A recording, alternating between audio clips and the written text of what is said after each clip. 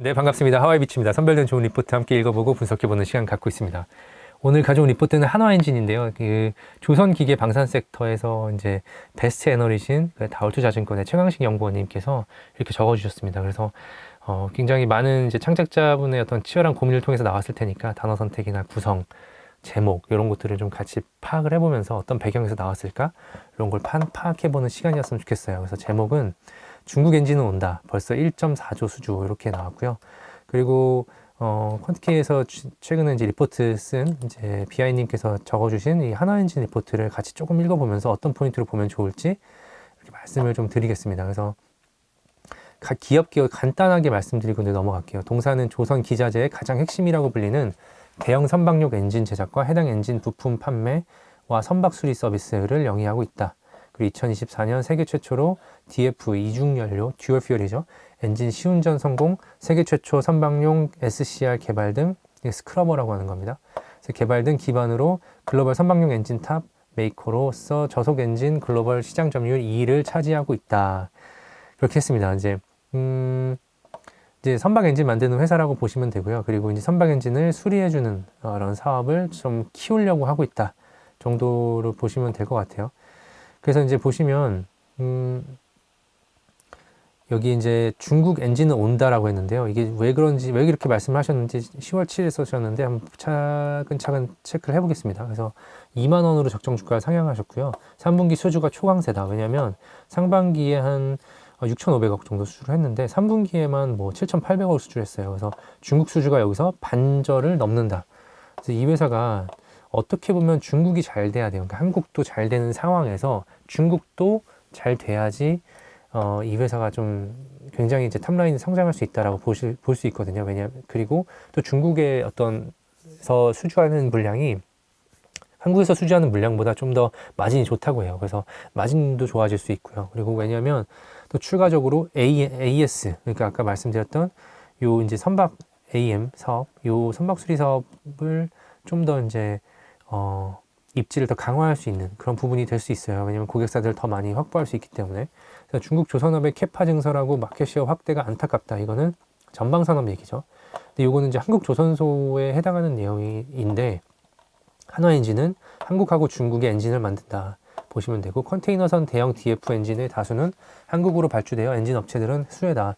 그래서 이제 초대형 이렇게 엔진 듀얼 퓨얼 엔진 같은 경우는 한국에서 이제 발주를 받기 때문에, 정확하게 말하면 그걸 장착한 배들을 한국에서 수주를 받기 때문에 이제 한화엔진이 이제 수혜를 보는데, 그렇지 않은 이제 그 어떤 선종 같은 경우들이 이제 중국으로 가게 되면 그 또 중국에서 올 때 또 엔진이 어느 정도 한화엔진에서 발주가 되는 부분이 있기 때문에 여기 이제 숫자로도 분명히 이제 나오죠. 예.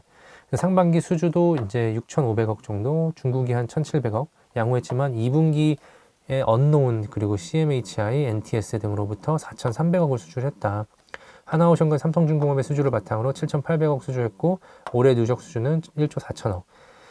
최근 컨테이너 발주 랠리의 캐파 증설로 2027년 단납기 슬롯을 제시하는 요 이제 양쯔장이나 NTS 이제 중국 회사들을 중심으로 중국의 마켓시어가 급상승한다.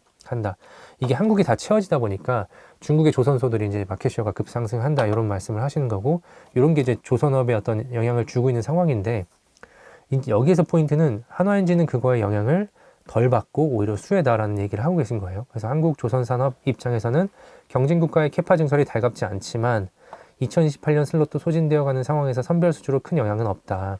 이건 전반 섹터에 대해서 한국 조선소에 대한 전방 섹터에 대한 얘기를 하신 거고, 자 2번은 인력 쇼티지를 막 해소한 상황에서 향후 해외 생산 거점 투자 등을 통해 대응이 필요하다. 이 부분은 무슨 얘기인지 모르겠습니다. 그래서 큰 뭐 설득력이 있는지 잘 모르겠고, 중국의 컨테이너선 마켓시어 상승이 조선산업에서는 중립적이지만 건조 척수를 늘리는 중국 조선업의 엔진 캐파도 이에 맞춰 늘렸는지 의문이다. 그러니까 중요한 거는 중국이 많이 발주를 받았다고 해도 이 엔진이라는 부분은 아직까지 한국에서 이제 담당을 많이 하고 있기 때문에 어떤 대형선, 고부가선에 대해서는 한국이 캐파를 많이 잠식하고 있다라고 말씀을 하시는 거고요. 최근 외신에서는 듀얼 퓨얼 엔진 확대가 제품 난이도와 시험 기간 증가 등으로 엔진 공급 쇼티지를 야기할 것으로 걱정하고 있는 상황이다. 지금 쇼티지라는 단어가 굉장히 우리 투자자들한테 좋은 단어죠. 그래서 쇼티지라는 얘기까지 나왔고요. 그리고 2에 중국이 수주한 컨테이너선은 엔진 상당 규모가 한국 엔진사로 발주될 것으로 기대한다. 여기 결론 말씀하셨죠. 이게 이 리포트의 가장 핵심입니다. 여기서 핵심이 요 단어만 읽어보시면 돼요, 사실. 이미 3분기에 중국으로부터 4천억 이상을 수주하면서 신호가 감지되었다. 판단.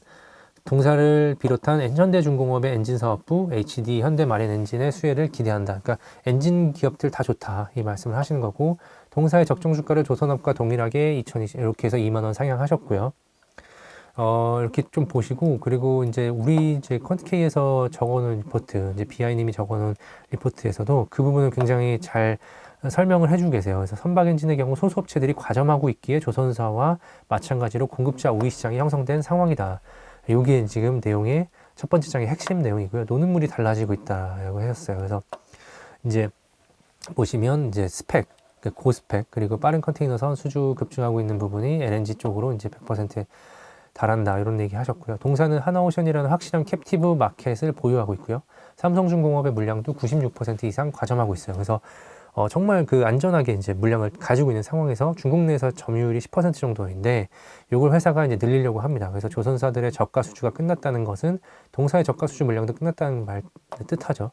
너무나 중요한 얘기고 이 회사도 조선소가 어려울 때는 아무래도 마진에 대한 압박이 굉장히 컸었는데 지금 조선소들이 뭐 27년, 28년까지 이제 물량을 채우고 있다 보니까 이 회사도 굉장히 이제 어떻게 보면은 마진을 좀 더 올릴 수 있는 여지가 커지는 거죠. 그래서 이제 리스크가 존재하긴 하다. 그렇지만 기회가 커 보인다. 왜냐하면 리스크라고 한 거는 아까 최강식 연구원님께서 말씀하신 그런 분들을 이제 생각하면 될 것 같고요.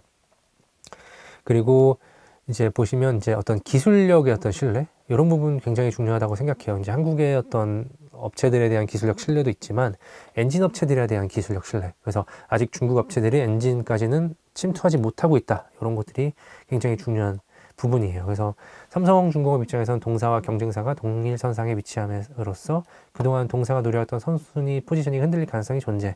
이런 것들은 인지하고 가셔야 돼요. 이런 리스크도 같이 인지를 하고 가셔야 되지만 여기 보시면 제가 좀 하나 강조드리고 싶은 내용이 또 있는데 네, 여기 내려와 보시면 이렇게 Q&A 부분에 AM 사업부가 정확히 어떤 것을 하는 건가 얘기 물어봤었는데 이제 애프터마켓 서비스로 보증이 끝난 엔진에 결함이 생겼을 경우 이를 수리하는 서비스라고 이해하면 되는데 이게 이제 손도 많이 가고 어떤 전문가의 영역이기 때문에 각 선사들이 이제 발주를 받고 어떤 조선소와의 어떤 또는 그 보증 기간이라는 게 뭐 2년 보통 2년 단위로 하고 5년 정도까지 하는데 그 기간이 지난 다음에 보통 배 선박은 뭐 선박의 이제 수령 자체가 이제 30년 40년이 되기 때문에 그 기간 동안 애프터마켓 이제 사업이 이제 커지고 있거든요. 왜냐하면 이거를 이제 외주로 맡기는 어떤 전문가한테 외주로 맡기는 게 아무래도 좀 더 늘어나는 이유가 엔진이 점점 고도화되고 있고 좀 더 이제 기술적으로 그 난이도가 높아지고 있기 때문에 이런 거를 이 회사가 각각의 선사들과 협력해서 그 보증기간이 끝난 그 엔진에 대해서 뒤에 AM 서비스 사업을 뭐 5년, 10년, 20년 이렇게 이제 단위로 계약을 체결하기 시작했어요. 그래서 그런 흐름들이 나와주면 이게 또 마진율이 굉장히 좋습니다. 그래서 이 회사가 노리는 부분이 그런 AM 사업부를 크게 만드는 부분이거든요. 그래서 중국의 이제 엔진을 뭐 판다 아니면 중국 조선소로 엔진을 판다 이런 것들이 꼭 나쁘게 볼 것만은 아니고 중국 조선소로 오는 회사들과 한국 조선소로 오는 회사들이 다르기 때문에 하나 엔진 입장에서는 고객사가 다변화되고 제품이 다변화되고 그러니까 사업부에서 하는 일이 다 변화되죠.